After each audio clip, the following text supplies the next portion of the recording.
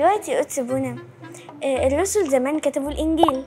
يا ترى بقى الإنجيل اللي احنا بنقراه دلوقتي هو اللي هم كتبوه زمان ولا في ناس غيرت فيه؟ ده كلام حلو خالص ومهم.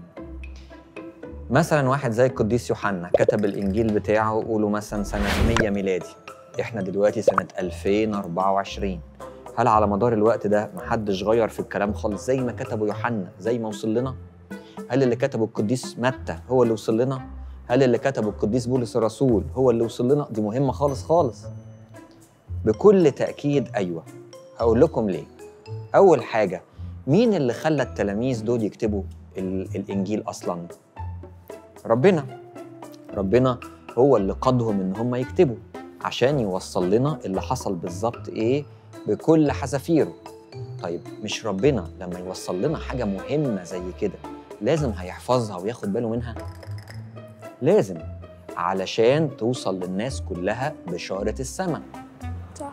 ده ربنا مثلا لما خلق العالم هو محافظ على العالم خالص، ياخد باله من الطبيعة ومن المطر ومن الأكل والشرب بتاع البني آدمين.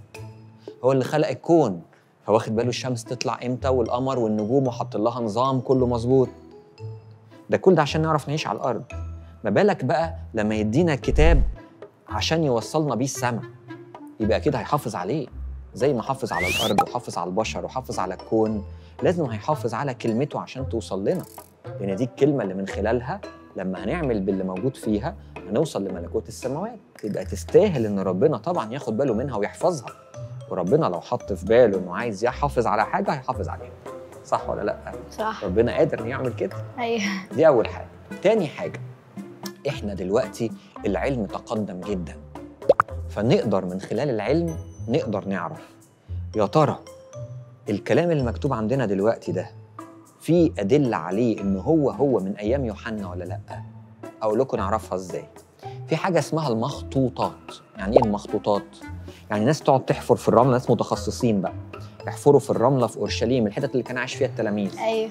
يقعدوا يحفروا يقوموا تحت خالص بقى فيه دلوقتي معدات حديثة وحاجات زي كده، يلاقوا بقى ورق قديم قوي ياخدوه يلاقوه كلام من إنجيل متى.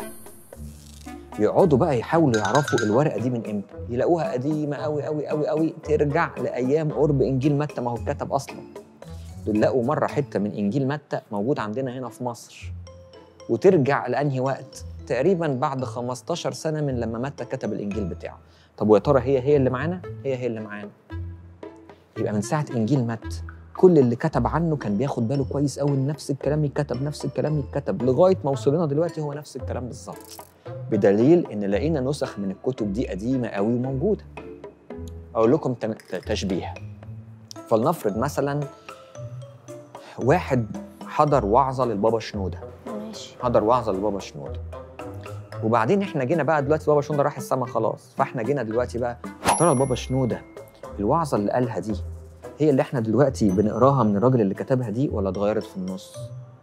نقوم نرجع نلاقي على اليوتيوب بابا شنودة بيقول الكلام، او نلاقي واحد كتب الكلام ده ايام ما كان قاعد عند البابا شنودة، قاعد في اول دكة وبيكتب معاه، ولقينا بعد 5 سنين لقينا واحد تاني نقل منه هو نفس الكلام بالظبط، لغايه ما دلوقتي اتكتبت في كتاب احنا بنقراه دلوقتي بقى بعد كذا سنه في بيتنا. فلقينا اللي موجود هنا هو اللي كان موجود هنا، هو اللي كان موجود هنا، هو اللي كان موجود هنا، هو اللي قال البابا شنودة بالظبط. يبقى وصل هو من غير ولا تغيير خالص، نفس الكلام بالظبط. تاني حاجه عايز اقولها لكم، من ضمن الحاجات اللي تثبت لنا اكيد ان اللي مكتوب ده وصل لنا زي ما هو ومحدش غير فيه، إن لو كان حد عايز يغير فيه كان زمانه غير شوية حاجات. أقول لكم مثال. يعني مثلا لو كان اليهود بكلم دلوقتي عن العهد القديم مثلا، لو كان اليهود عايزين يغيروا شوية في المكتوب في العهد القديم كانوا أول حاجة هيعملوها إيه؟ يشيلوا بقى إن داوود أخطأ. لا مش لازم نقول إن داوود أخطأ، يعني دي حتة وحشة كده في حقنا، يعني داوود ده أبونا الكبير، شيل داوود أخطأ ليه؟ لا نشيل ان ابراهيم مره كذب، ابراهيم ابو الاباء مره كذب، ده ابراهيم ده ابو اليهود كلهم بيحبوه جدا، لا شيل ان ابراهيم كذب دي مش عايزينها. عايزين داوود انه اخطا، لا بلاش نقول ان شمشون في الاخر هد المعبد على نفسه وعاش حياه ملخبطه، شيل حاجه، لان الناس دول مثل اعلى ليهم، مش عايزين الناس تعرف الكلام ده، لكن هم عشان امنا فزي ما حصل واتكتب زي ما نقلوا. برضه في العهد الجديد لو مثلا ماري مرقس مش عايز يغير في الكلام اللي حصل، او حد بيحب ماري مرقس عايز يغير في الكلام اللي حصل. كان زمانه ما طلعش ان ماري مرقس كان مره في رحله مع القديس بولس، وبعدين القديس بولس قال له تعالى معايا نطلع نبشر، قال له لا مش هقدر ابشر، انا تعبان، انا عايز ارجع بيتنا. ده كنا شلنا الحته دي، يعني برضه ما يصحش ماري مرقس يعمل كده يعني. عارفين كنا ممكن كمان حد يشيل ايه يعني، حاشا يعني، بس كان يشيل ايه؟ الوصايا الصعبه. يعني مثلا بابا يسوع بيقول حبوا اعدائكم، صعب قوي يعني، دي صعبه. وبعدين متى لما يكتب الكلمه دي احبوا اعدائكم، يجي واحد يقول لمتى انت كاتب الكلمه دي، طب يلا حبني بقى وانا عدوك، هيضطر متى يسمع الكلام. فلو هو حاسس ان هي صعبه ما كانش كتبها، كان قال بابا يسوع ما قالش احبوا، هو قال احبوا اعدائكم، بس انا عايز اغيرها، احبوا اللي بيحبوكم. ده لو عايز يغير، لكن هو ما يقدرش يغير، لانه زي ما سمع زي ما هو كتب، والروح القدس خلاه يكتب، وربنا حافظ على الانجيل لغايه ما وصل لنا.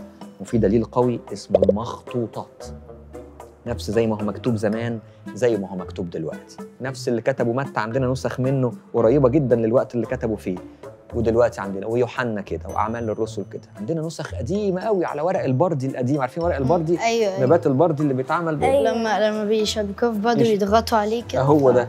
او ياخدوا ساعات جلد حيوان يكتبوا عليه. بعد سنين احنا لقينا الحاجات القديمه قوي دي ولقيناها هي اللي معانا. اقول لكم دليل اخير بقى، وهو ده الاهم بالنسبه لي، ان الانجيل لو كان مش هو كلمه ربنا ما كانش زمانه عمل التاثير الحلو قوي اللي احنا بنشوفه دلوقتي ده. يعني ايه؟ اديكم تشبيه. لو انتوا مثلا داخلين ثانويه عامه، كانكم كبرتوا شويه بقيتوا في ثانويه عامه، وبعدين جايين بقى تذاكروا بقى، فانتوا بتسالوا الناس اللي قبليكم اللي كانوا في ثانويه عامه، يا فلانه يا مارينا مثلا، نذاكر منين علشان نجيب درجات حلوه؟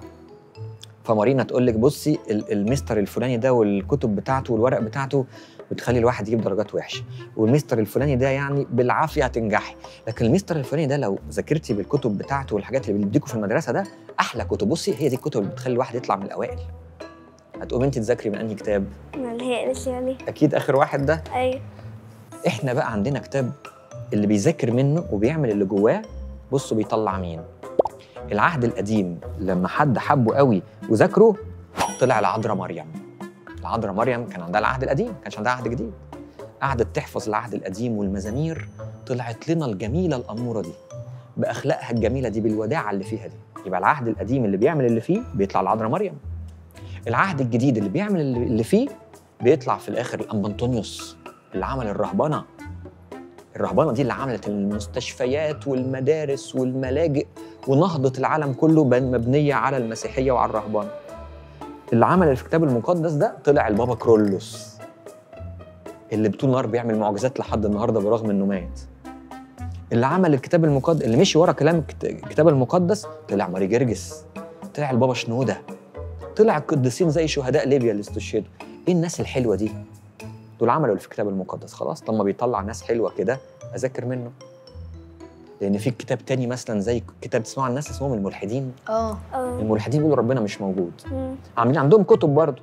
طب اللي ذاكر من الكتب بتاعتهم وعمل اللي فيها بقى وصدق ان ربنا مش موجود والحياه دي ملهاش لازمه وملهاش معنى، طلعوا ايه في الاخر؟ جالهم اكتئاب، جالهم امراض نفسيه، ناس منهم انتحروا. تسمعوا عن الانتحار؟ واحد يموت نفسه يقول حياتي ملهاش لازمه اصلا، ما فيش ربنا وانا اموت وخلاص. طب طالما بتطلع نتائج وحشه كده بلاش نقرا من الكتاب. كتب الملحدين متعبه جدا، لكن لو عندك كتاب بيطلع ناس حلوين كده يلا نذاكر منه. يبقى الكتاب المقدس هو كلمه ربنا.